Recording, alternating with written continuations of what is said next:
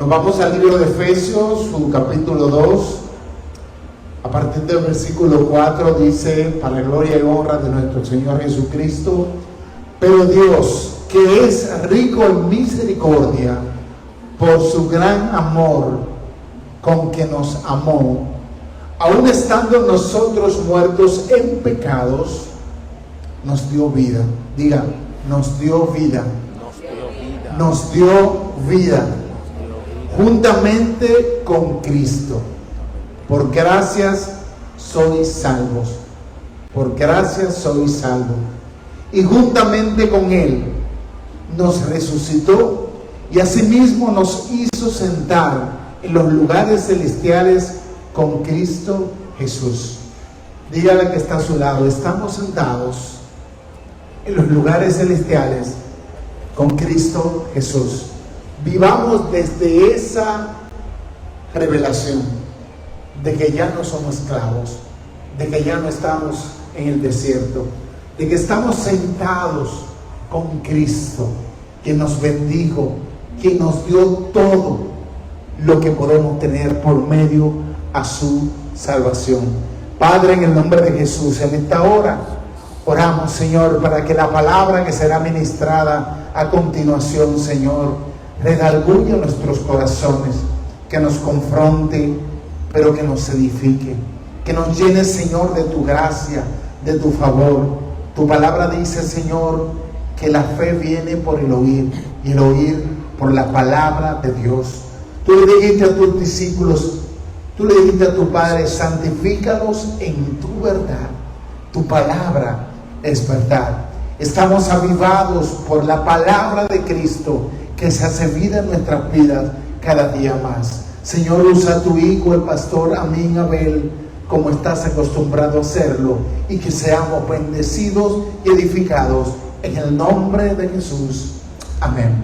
Con nosotros el pastor Amín Abel Dino.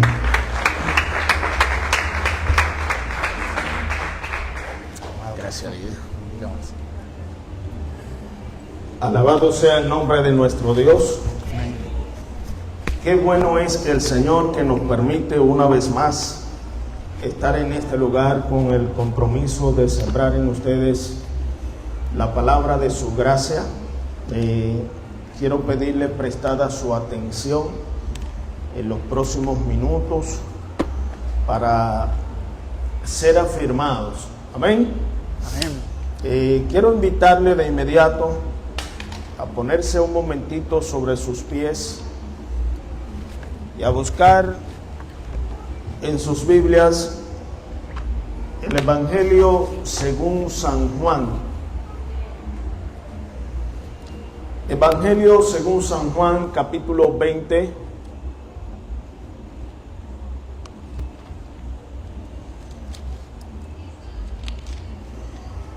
Verso 19 en adelante.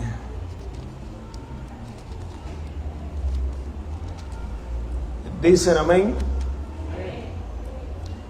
Dice la palabra de nuestro Dios así: cuando llegó la noche de aquel mismo día, el primero de la semana, estando las puertas cerradas en el lugar donde estaban los discípulos reunidos por miedo de los judíos, vino Jesús y puesto en medio les dijo: paz a vosotros.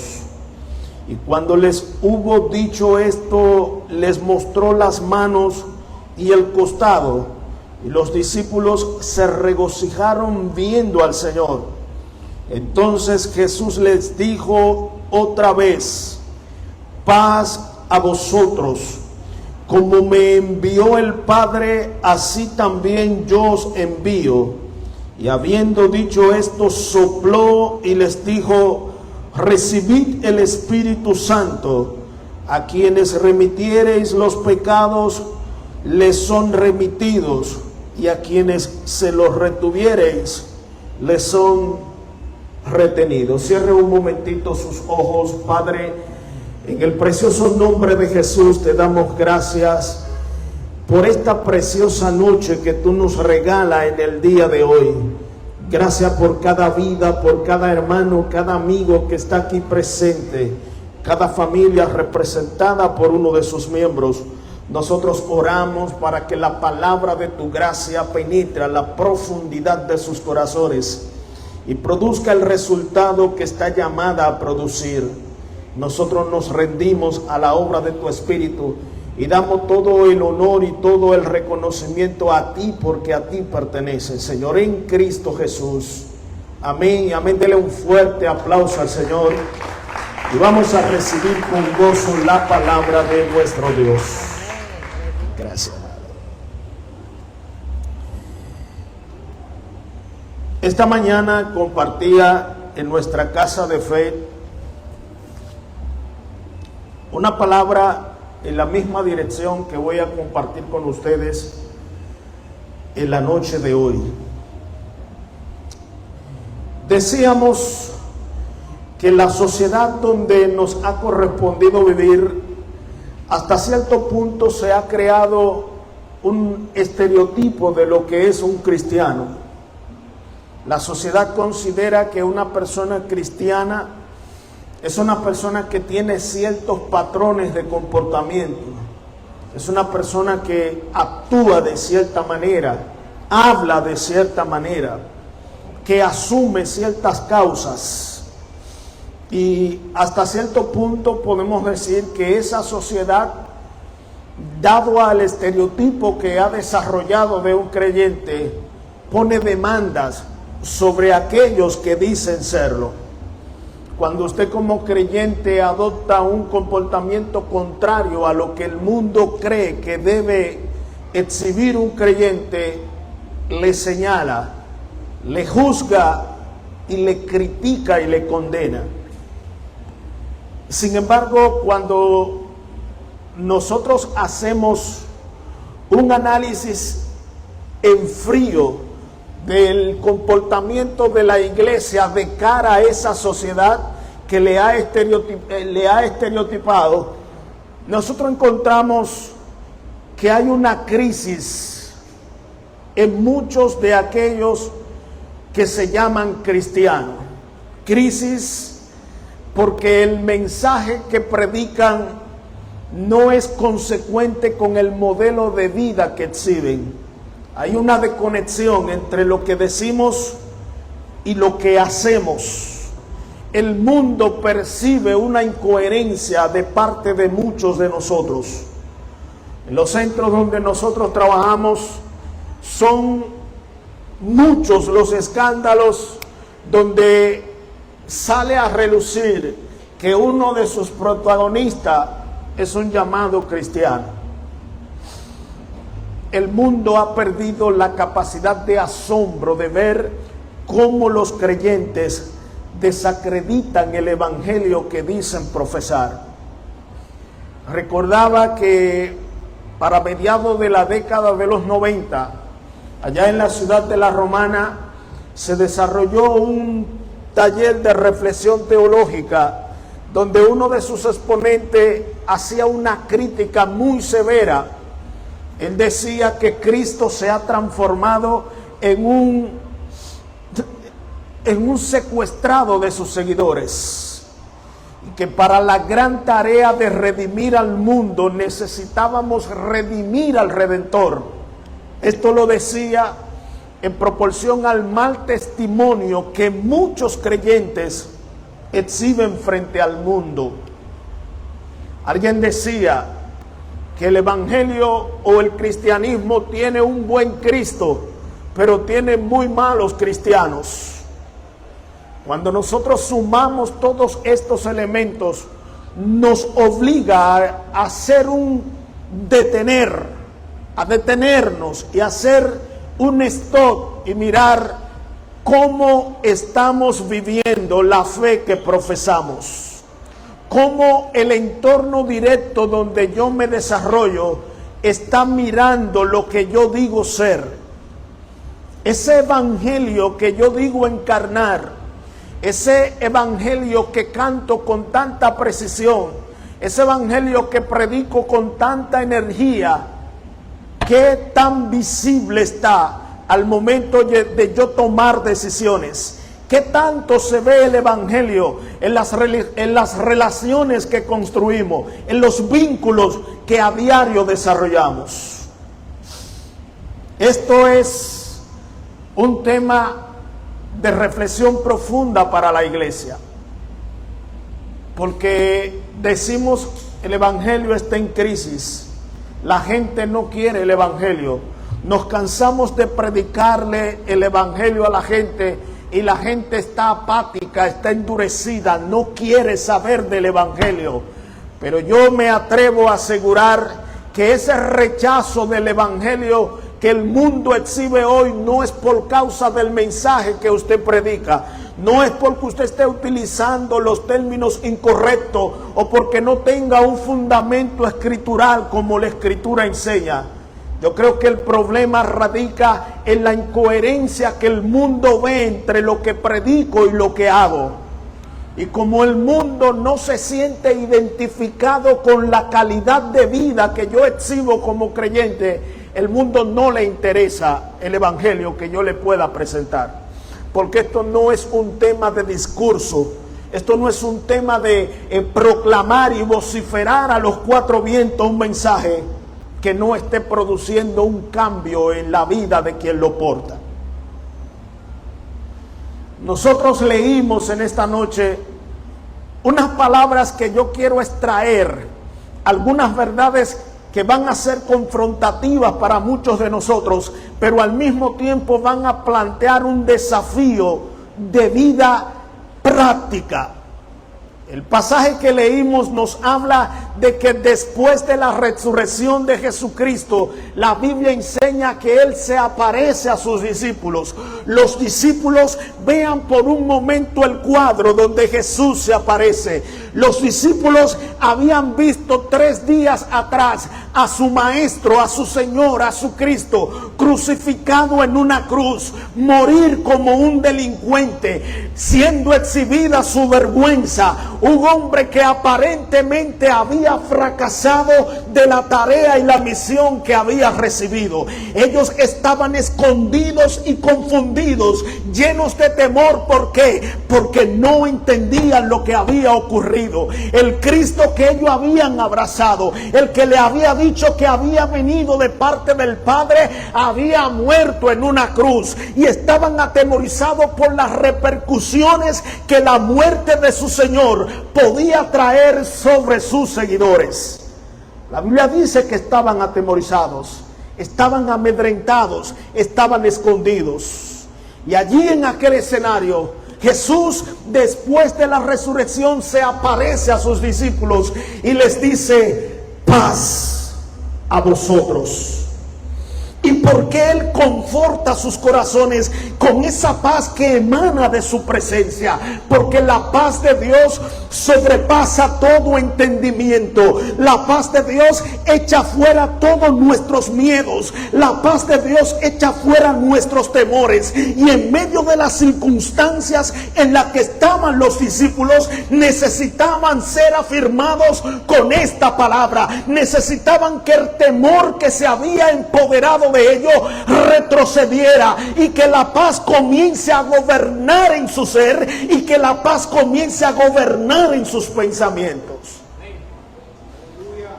Después de establecer la paz de Él en sus corazones, les dice una palabra que es la que quiero tomar como fundamento de nuestro mensaje en esta noche. Como el Padre me envió, así yo os envío. Como el Padre me envió a hacer una tarea, de esa misma forma, de esa misma manera yo los envío. Pero no se detuvo con la encomienda que puso sobre ellos, sino que dice la Escritura que sopló, le impartió el Espíritu. ¿Por qué? Porque la tarea que estaban recibiendo, la misión a la que estaban siendo encomendados, era imposible de realizar si no es por la dependencia del Espíritu. Voy a decir algo que quizás usted no esté de acuerdo con eso, pero el que usted esté de acuerdo o no, no le resta la consistencia que la Escritura muestra de lo que voy a decir.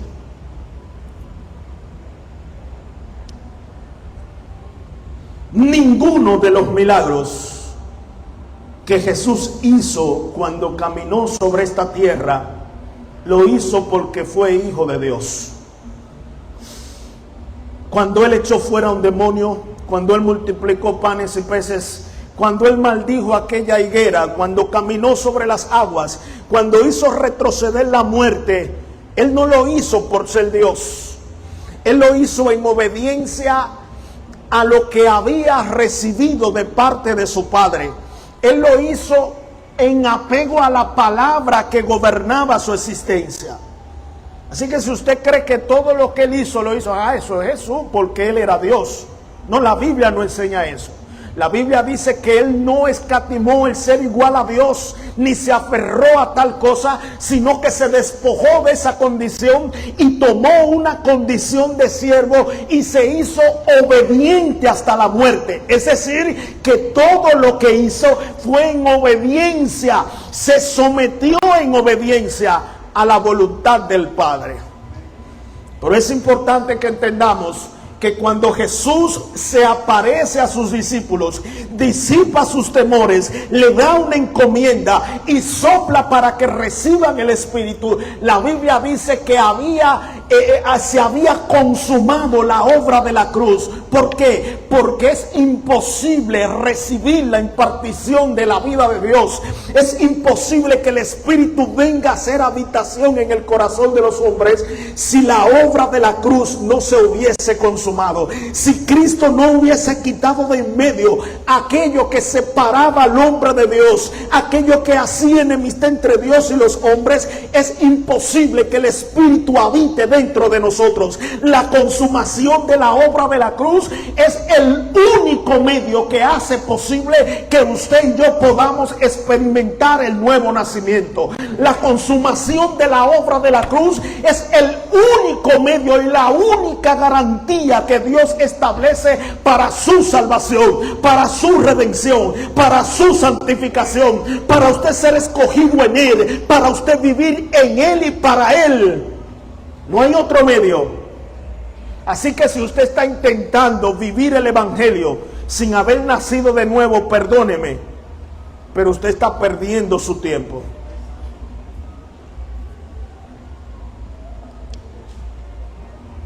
Porque el Evangelio no se trata de aprender una nueva forma de vida. No se trata de aprender un nuevo código de cómo hablar, de cómo actuar. El Evangelio tiene que ver con un cambio de naturaleza, algo que ocurre en la profundidad de nuestro espíritu. Un espíritu que estaba muerto y recibe vida. Un hombre que estaba separado de Dios y es unido a Él en Cristo. Un hombre que era enemigo de Dios y por la obra de la cruz es hecho hijo de Dios cuando cree. El Evangelio no es tan complicado, es simple, es sencillo. Cree en el Señor Jesucristo y tendrás vida eterna. Y esa vida se recibe cuando usted nace de nuevo. Tan sencillo como eso. Ahora bien, cuando Jesús habla de que así como el Padre me envió, yo los envío a ustedes, nosotros tenemos que entender cómo fue que el Padre lo envió para entender cómo nosotros estamos siendo enviados. Porque yo no puedo partir de supuesto o imaginarme cómo es que Él me está enviando. Yo tengo que entender lo que Él estableció. Como el Padre me envió a mí, así yo los envío a ustedes. Y esa palabra como es una palabra que llama mucho la atención. ¿Por qué? Porque tiene que ver con un paralelismo que indica correspondencia por naturaleza. Tiene que ver no solo con un método, sino con una encarnación de una vida. Cristo, cuando fue enviado, lo envió a hacer, escuche, Él no simplemente vino a hacer lo que el Padre le dijo que hiciera. Él vino a hacer lo que Él ve al Padre hacer. Él vino a hablar lo que Él escuchaba al Padre hablar. Él vino a decir lo que el Padre ha dicho. Es decir, es una exacta representación. Cuando hablamos de una exacta representación, es lo que dice el Evangelio de Juan, cuando dice Juan capítulo 12, verso 45. El que me ve al que me envió. Es decir, yo soy la exacta representación de quien me ha enviado. Yo no vine a imitarlo, yo soy su exacta representación. Yo no vine a parecerme a Él, yo soy su exacta representación. Yo tengo por vía del nuevo nacimiento su misma vida, su mismo espíritu, su misma naturaleza. Fui equipado ¿para qué? Para que yo pueda representarle. Escucha bien, iglesia. Tú eres la exacta representación del Cristo resucitado. Cuando tú estés en el entorno donde tú te desarrollas, tú no estás ahí para pretender imitar a Cristo. Tú estás ahí para que cuando el mundo vea tu rostro, cuando el mundo te vea a ti actuar, cuando el mundo te vea a ti decidir, cuando el mundo vea cómo tú construyes y sostienes tus relaciones, el mundo vean a Cristo por medio de ti. No es que tú te parezcas a Él, es que Él se exprese en ti. No hay otra forma. Por eso es que el Evangelio insiste tanto en que Cristo sea formado, en que Cristo crezca en ustedes, en que Cristo se exprese, en que Cristo sea visto y magnificado. No hay otra forma, hermano. Pero mire algunos elementos. Cuando hablamos de la exacta representación, es importante que entendamos que el que ha sido enviado no actúa desde sí mismo. Es decir, ¿cómo se lo explico para que ustedes entiendan un lenguaje más contemporáneo? Un embajador de un país. Aquí en República Dominicana hay diferentes delegaciones de países con quienes sostenemos acuerdos bilaterales, con quienes sostenemos relaciones bilaterales. Estados Unidos, el gobierno español, Brasil. Cada país con quien un estado sostiene vínculo envía un representante. El embajador de los Estados Unidos frente al Estado dominicano no es una persona que está llamada a opinar lo que él cree que debe ser en una situación dada. Cuando esa persona opina, cuando esa persona decide, cuando esa persona habla, está opinando, está decidiendo, está hablando el gobierno de los Estados Unidos en República Dominicana. Tan sencillo como eso. Una exacta representación es esto, que yo no vengo a tomar decisiones por mí mismo, que yo no vengo a procurar mi propio deseo, mi propia voluntad. Yo vengo a hacer la voluntad del que me envió. Yo vengo a representar al que me envió. Yo vengo a hablar lo que escucho hablar al que me envió. Yo no vengo a inventarme un mensaje nuevo, ni vengo a proclamar y a tratar de impresionar a la gente. Yo vengo a decir lo que desde la eternidad se está diciendo, que en Él fueron pasados por alto los tiempos de la ignorancia de los hombres y que ahora Él manda a todo hombre y en todo lugar a que se arrepientan. ¿Para qué? Para que tengan vida eterna. Ese es el mensaje del Evangelio, no hay otro. El Evangelio no es un invento donde yo me paro aquí y le digo, anoche me soñé un sueño y vi que había una situación y a partir de ahora por favor, seamos un poquito más responsables con la tarea que hemos recibido. Pero vaya conmigo a la Biblia. Hay algunos pasajes que dan consistencia a lo que estoy diciendo. Por eso es importante que entendamos 3 puntos antes de entrar. Algunos pasajes que quiero tomar como base de referencia para dar consistencia a lo que estamos diciendo.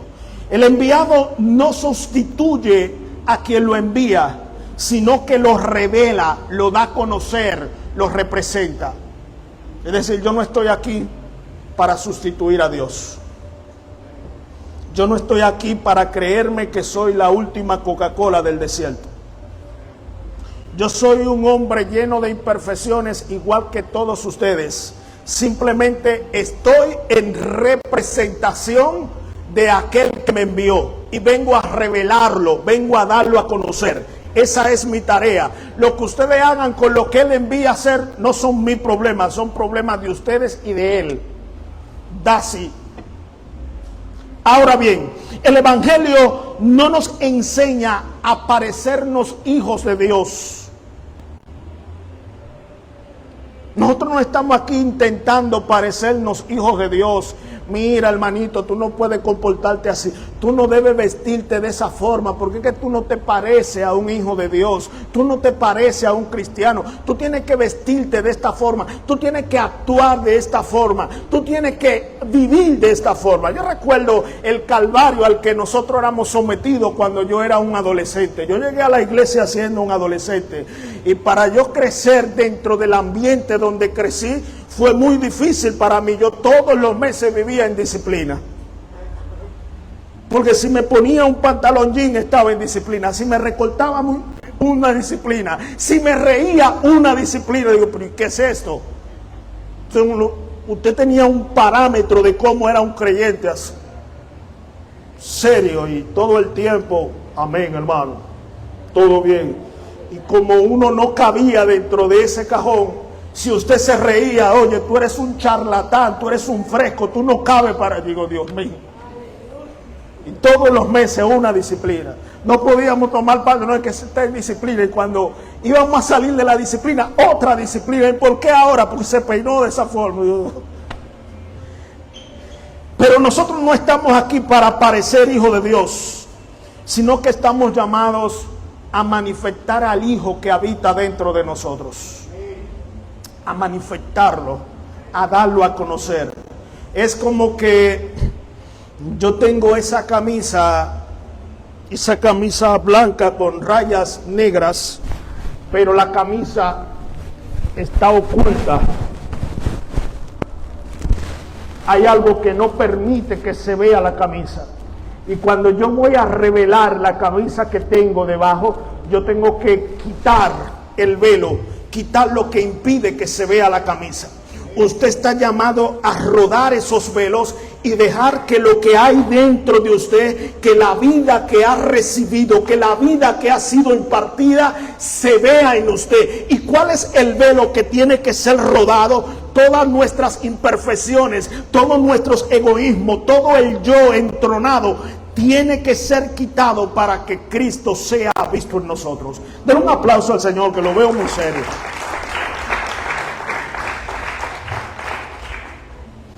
Ahora bien, el Evangelio según San Juan, capítulo 4, verso 34, establece una verdad que no podemos pasar por alto. Jesús les dijo: mi comida es que haga la voluntad del que me envió. ¿Qué está diciendo aquí? Él está diciendo: mi comida. ¿Y qué es la comida? La comida es lo que nos da consistencia, lo que nos permite vivir, lo que nos da la fuerza para movernos. Si yo no como, simplemente no vivo. Si yo no me alimento de la manera adecuada, de la manera correcta, mi cuerpo va a empezar a enfrentar debilidad. Voy a presentar niveles de desnutrición. ¿Por qué? Porque no me estoy alimentando. Pero la comida juega un papel indispensable en la vida de una persona. El que no come, no vive. ¿Ustedes han visto alguno que tenga 10 años, 5 años, 1 año, 2 meses sin comer? No hay forma. Aquí habemos algunos que hacemos un ayuno de 2 días Ya los 2 días hay problema porque empezamos a ver visiones, se nos nubla la razón, debilidad en el pensamiento. ¿Por qué? Porque hay 2 días que no he ingerido alimento, y si paso al 3er día ya hay debilidad en las piernas. ¿Por qué? Porque necesitamos comer. Jesús dijo algo que es fuerte, lo que él acaba de decir. Él dijo: mi comida, lo que me da sustento, lo que me sostiene, lo que me da razón de vivir y de existir, es que haga la voluntad del que me envió y que termine su obra. Mira el punto que él toma de referencia.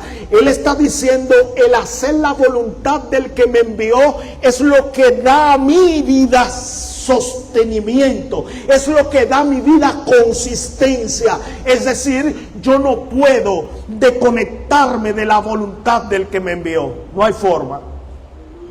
El día que nosotros querramos operar de manera independiente de la voluntad del que nos envió, estamos próximos a desaparecer, estamos próximos a morir. ¿Por qué? Porque la voluntad del que nos envió es sinónimo de consistencia, es sinónimo de alimento, es sinónimo de vida. Pero mire otros elementos. Juan capítulo 5 verso 30. No puedo yo hacer nada por mí mismo. Según oigo, así juzgo, y mi juicio es justo. ¿Por qué? Porque no busco mi voluntad, sino la voluntad del que me envió, la del Padre. Él viene sumando a lo que está diciendo. Y aquí está diciendo que él no puede hacer nada por sí mismo.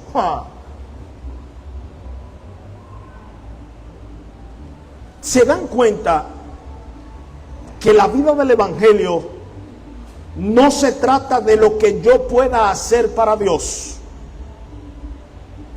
Nosotros hemos entendido que mientras más cosas hacemos para Dios, más Dios se agrada de nosotros.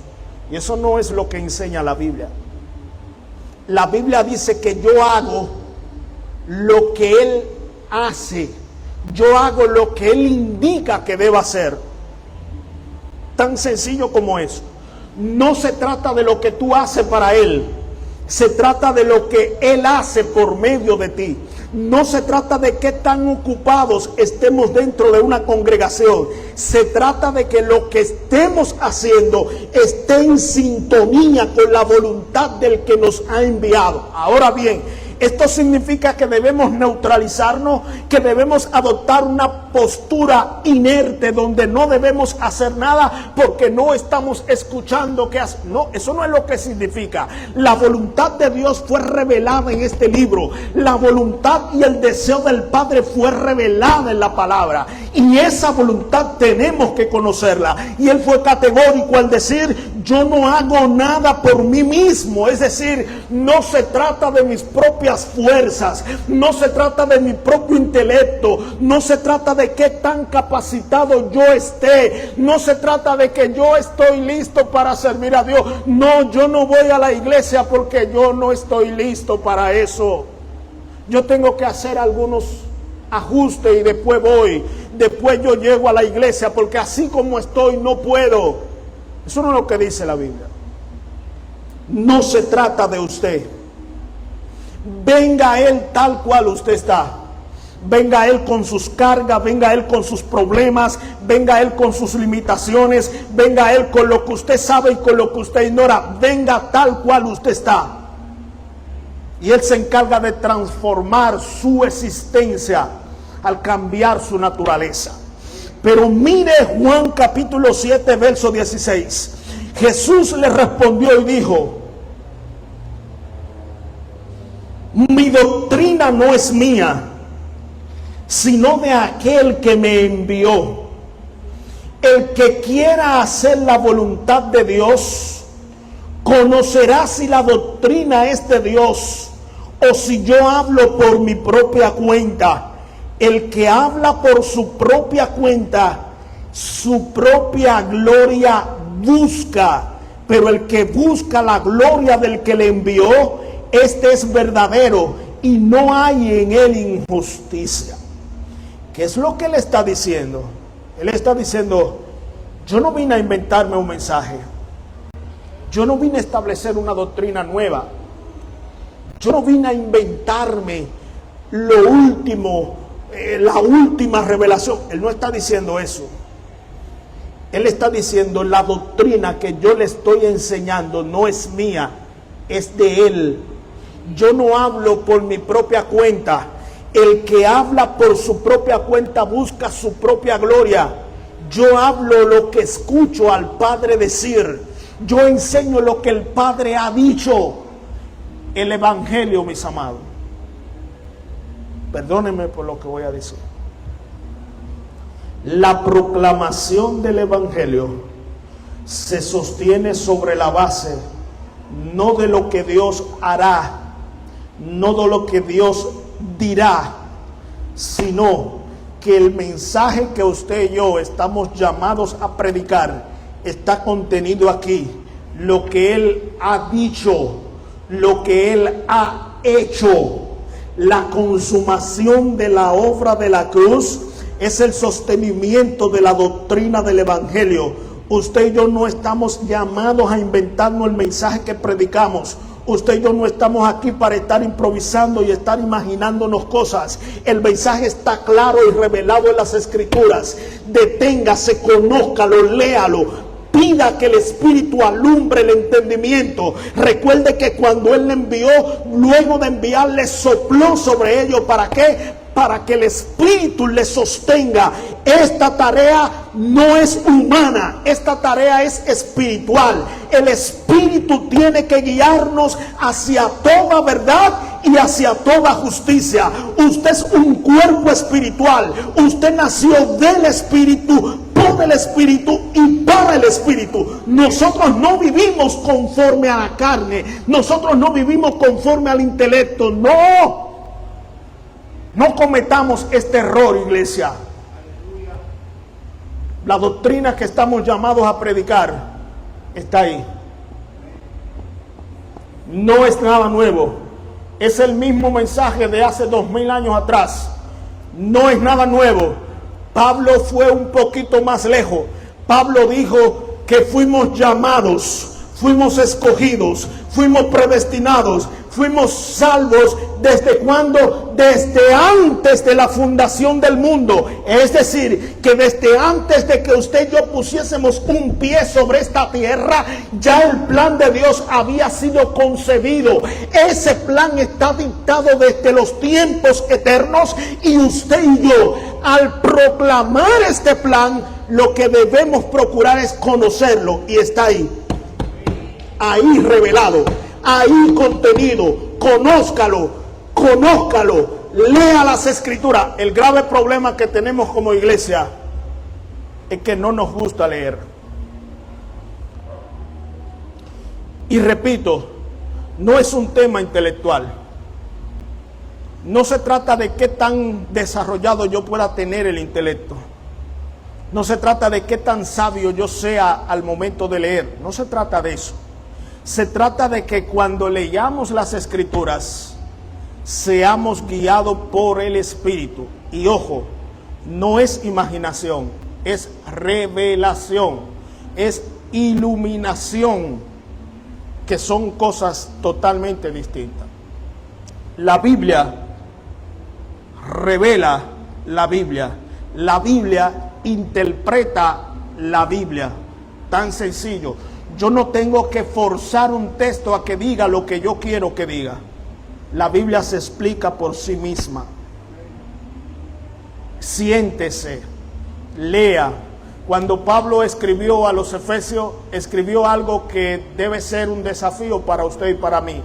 Pablo dijo: lo que yo he conocido y entendido del misterio de Dios, lo he escrito, se lo he enviado. Lo que él está diciendo, toda la revelación del plan de Dios que yo recibí, yo la escribí en una carta. Se la escribí y se la envié. ¿Para qué? Para que leyendo la puedan entender. Es decir, lean lo que le he enviado. Lean la revelación del misterio que he escrito. Están ahí contenidas en esa página. léanla para que la puedan entender.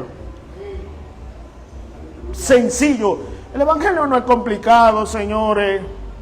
No le compliquemos la existencia a la gente. El evangelio es sencillo, es práctico, para que un niño lo pueda entender, para que una persona, por más desinformada que esté, pues quizás no tuvo la oportunidad de formarse en una escuela, por más desinformada que esté, lo pueda entender. Ese es el evangelio de nuestro Dios. Ahora bien, Mateo capítulo 10, verso 40 establece algo que aquí quiero llamar la atención de aquellos que predican y enseñan. Leímos hace un momento que Jesús dijo: lo que yo predico no lo predico porque yo quiero. La doctrina que estoy predicando no es mía, es del Padre. Él dice en Mateo capítulo 10, verso 40: el que a vosotros recibe, a mí me recibe. Y el que me recibe a mí, recibe al que me envió. Pero mire lo que dice Juan capítulo 6, verso 44: el que a vosotros oye, a mí me oye. El que a vosotros desecha, a mí me desecha. El que me desecha a mí, desecha al que me envió. Mira el juego de palabras que traen estos textos. Jesús está diciendo: la doctrina que yo predico no es mía, es lo que el Padre me ha dicho que le diga. Cuando yo hablo, no hablo por mi propia cuenta, yo hablo lo que escucho al Padre decir. El que me recibe a mí, no me recibe a mí, recibe al que me envió. Ahora, el que me rechaza, no me rechaza a mí, rechaza al que me envió. Tan sencillo. Cuando usted predica el evangelio de Jesucristo, no force a la gente. Cuando usted siembra el mensaje que usted recibió del Padre, no force, porque no se trata de usted. Usted simplemente presenta el mensaje, usted simplemente presenta el plan de salvación. La gente debe decidir qué hacer con ese mensaje. Si lo acepta, no le está aceptando usted como predicador, está aceptando al que usted está representando, al que le envió. Si le rechaza, no se sienta mal. Ay, Dios mío, es que lo invitamos a la congregación y la gente viene y escucha el mensaje y la gente es dura, no quiere a Cristo. Ustedes lo ven que vienen aquí, piden la oración y cuando uno le dice quiere a Cristo, le dicen que no. No se sienta desmoralizado por eso. No sienta la presión del resultado. No se trata de lo que usted pueda hacer. Cuando alguien recibe el mensaje que usted predica, no lo recibieron porque usted predicó bonito o porque usted tiene más unción que otro. Recibieron al que usted está representando. Cuando lo rechazan a usted, no se demoralice, no se desplome. ¿Por qué? Porque no le están rechazando a usted. Cada vez que usted le dice a una persona: ¿quieres a Cristo como Señor? Y esa persona le dice: no. No lo está rechazando usted. Eso no es mi problema. Pablo decía: yo sembré, Apolo regó, pero el crecimiento lo da Dios. Eso es un tema entre Dios y la gente. El Espíritu trabaja en el corazón de la gente. Y la gente tendrá que dar cuenta delante de Dios de las decisiones que toma. Hágaselo de conocimiento público. Infórmele. Pero no sienta la presión porque la gente rechaza el mensaje que usted predica. Nosotros no estamos aquí para escucharnos bonitos o para ser bien vistos o que todo el mundo nos reciba. No, es imposible, amado. Al Cristo que vino a representar al Padre, a Él lo rechazaron. Él fue rechazado, Él fue vituperado, Él fue avergonzado. Y Él le dijo a sus discípulos: si al árbol seco hicieron esto, ¿cuánto más no harán con las ramas secas? Si a mí me han rechazado, tranquilo, no se turbe vuestro corazón cuando esto ocurra con ustedes. Paz, paz a vosotros. Den un aplauso al Señor.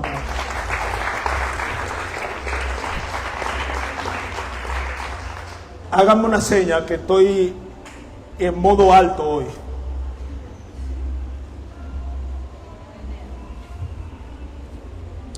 Ok, está temprano. Ahora bien, Juan capítulo 3, verso 34 dice algo interesante. Porque el que Dios envió, las palabras de Dios habla. ¿Por qué? Porque Dios no da el Espíritu por medida. Es decir, el que habla en nombre de Dios, habla no por su propia cuenta, sino por el Espíritu que habita dentro de él. Aquí la importancia, mis amados, de que nosotros entendamos que somos entes espirituales. La iglesia, como dije hace un momento, es un cuerpo espiritual, nacida del Espíritu, nacida por el Espíritu y nacida para el Espíritu. Nosotros a diario nos desarrollamos en ambientes muy racionales, donde tenemos que tomar decisiones racionales, donde somos medidos por temas racionales. Donde usted trabaja, a usted no lo van a medir por las cosas del Espíritu, lo van a medir por lo racional, las decisiones coherentes que usted toma. Ahora bien, usted tiene que entender que la fuente a la que usted está conectada es el Espíritu. Que el Espíritu le guía hacia toda verdad y hacia toda justicia. Que el Espíritu no funciona solo dentro de la iglesia. El Espíritu no es para sentirlo solo cuando estamos cantando bonito y cuando nos subimos al cielo en adoración. El Espíritu, mis amados, está metido dentro de usted 24 horas al día. Cuando usted tiene que tomar decisiones importantes y relevantes en su vida, el Espíritu está ahí para guiarle. Cuando usted tiene que corregir a sus hijos, el Espíritu está ahí para guiarle. Cuando usted tiene que construir vínculos con un cliente, con un familiar, con un amigo, cuando usted tiene que conciliar una situación, el Espíritu está ahí para guiarle. Cada vez que usted hable, tenga presente que la fuente de la que usted procede es el Espíritu, que usted opera desde el Espíritu recreado, que usted no opera desde su propio intelecto ni desde su propia imaginación. Seamos entendidos y entendamos la dependencia que debemos tener del Espíritu. Ojo, la dependencia del Espíritu no es pasarnos el día entero bajo el fuego y la unción del Espíritu. Eso es bueno. Y es bueno que cuando los santos se reúnen hayan esas expresiones y esas manifestaciones. Pero usted en medio de una negociación, de una reunión de negocio, usted no podrá estar bajo el fuego del Espíritu. Usted tendrá que estar bien racional y concentrado en las decisiones que va a tomar. Nosotros representamos algunas compañías donde tomamos decisiones pesadas, decisiones que envuelven millones de pesos. Y yo no puedo tomar una decisión de manera, espérate, que no lo siento. No, tranquilo. El Espíritu que está dentro de mí me va a guiar. Y cuando tenga que corregir a uno, lo haré con la misma propiedad con que puedo corregir a uno de mis hijos. No, si usted lo hizo mal, usted lo hizo mal. Porque es que nosotros estamos llamados a juzgar con un justo juicio, mis amados. Porque es lo que hay dentro de nosotros. Usted nació del Espíritu, por el Espíritu y para el Espíritu. Su vida depende del Espíritu. Si usted no entiende que es un ente espiritual y deja que eso muera dentro de usted, separados de Él, nada podrá hacer, nada. Y ese nada es nada, mis amados. Cometeremos cientos de errores en la vida cada vez que tomemos decisiones desconectados de la fuente que es el Espíritu.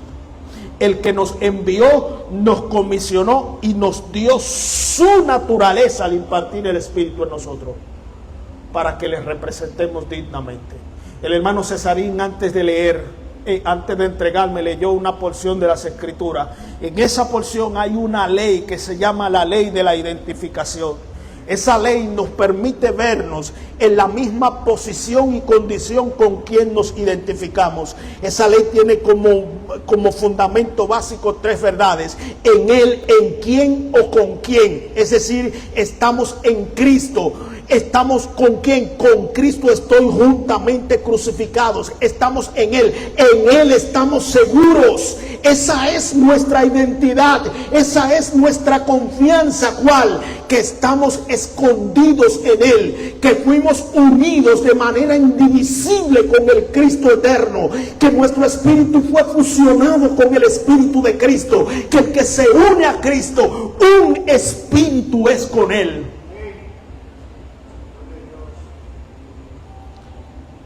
Ahora bien,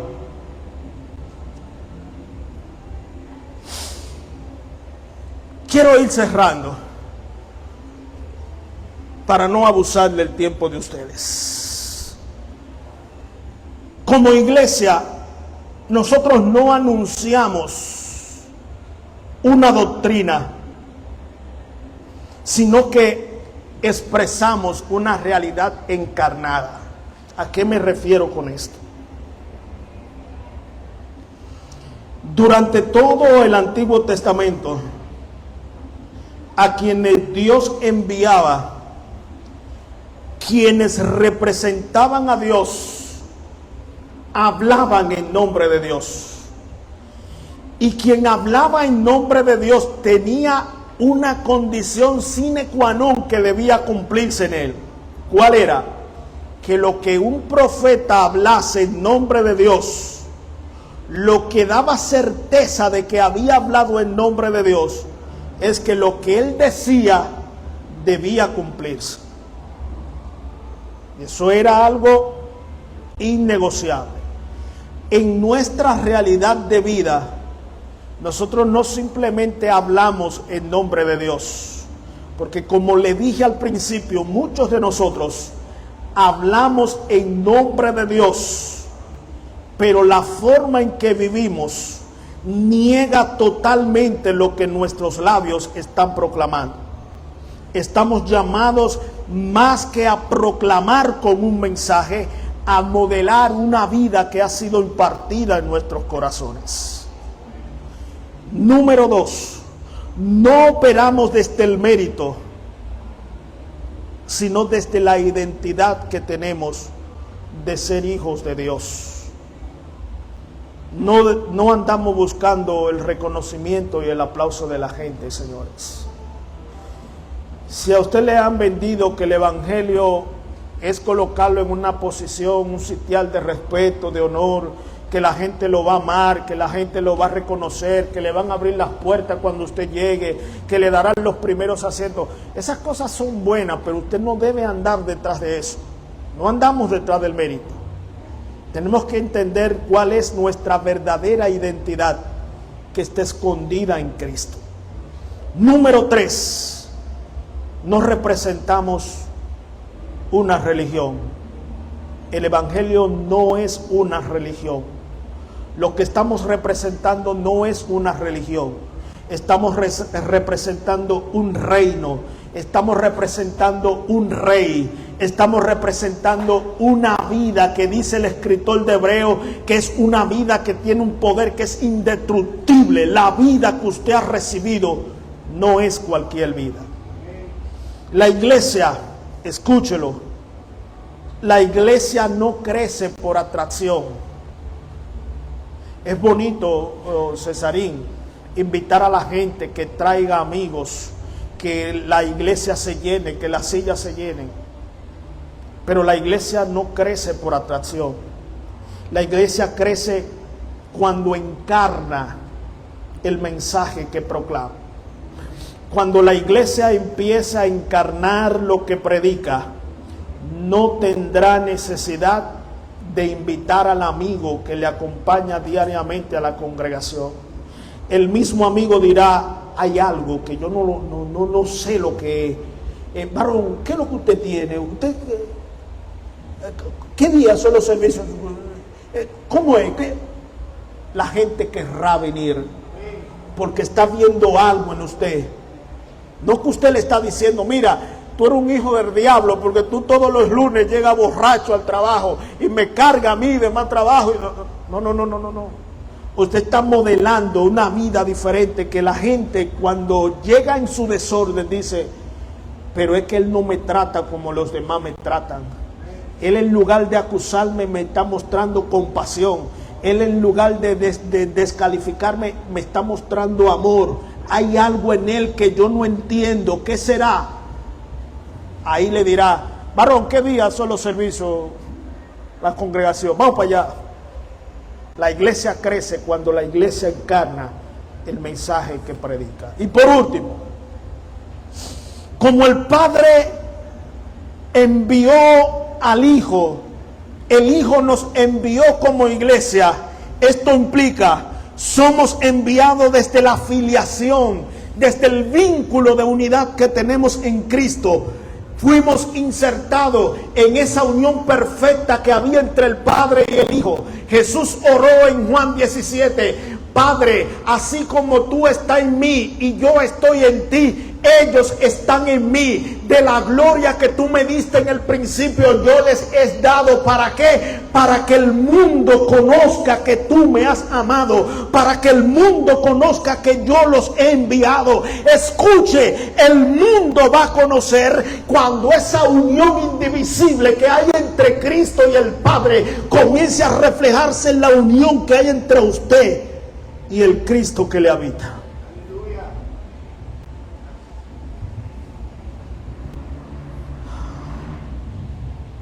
Nuestro mensaje es la vida que ha sido impartida en nuestros corazones. Es bueno estudiar la Biblia, es bueno formarnos, es bueno pasar tiempo estructurando el pensamiento, pero su mensaje no será efectivo por la buena articulación que tenga, sino por la vida que se exprese en sus vínculos y relaciones personales. Póngase un momentito sobre sus pies. Cierre sus ojos y dele gracias al Señor.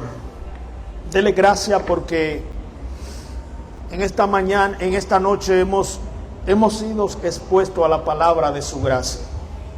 Señor, gracias. Gracias por esta oportunidad hermosa que tú nos brindas de poder hablar tu palabra a la vida de mis hermanos.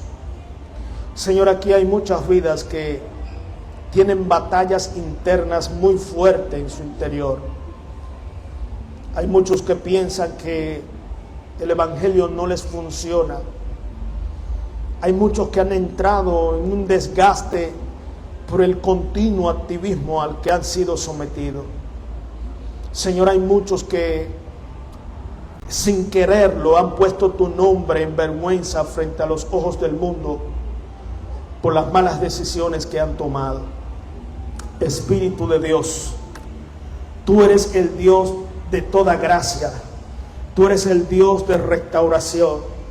Señor, aquellos que están pasando por procesos difíciles, revélale que tu deseo, tu intención es que tu voluntad se transforme en su sustento, que tu voluntad se transforme en lo que da consistencia a su existencia. Oro para que la palabra que ha sido sembrada en esta hora produzca fruto al 30, al 60, al 100 por uno, Dios. Aquellos que han sido confrontados por tu Espíritu, que tu Espíritu no les suelte, oh Dios amado, que clave su dedo en el corazón y sensibilice cada fibra de su ser, hasta el punto que puedan caer rendidos y entender que separados de ti nada pueden hacer. Señor, aquellas vidas que nos visitan en esta noche, Señor, han escuchado que la vida procede de ti, que tu plan eterno es salvarle, es redimirle, es justificarle en Cristo. Espíritu de Dios, sensibiliza sus corazones para que puedan recibir en la profundidad de su ser este evangelio tan hermoso y tan maravilloso. Mil gracias, Señor, en Cristo Jesús. Amén, amén. Denle un aplauso fuerte al Señor y vamos a dejar a la persona que continúa.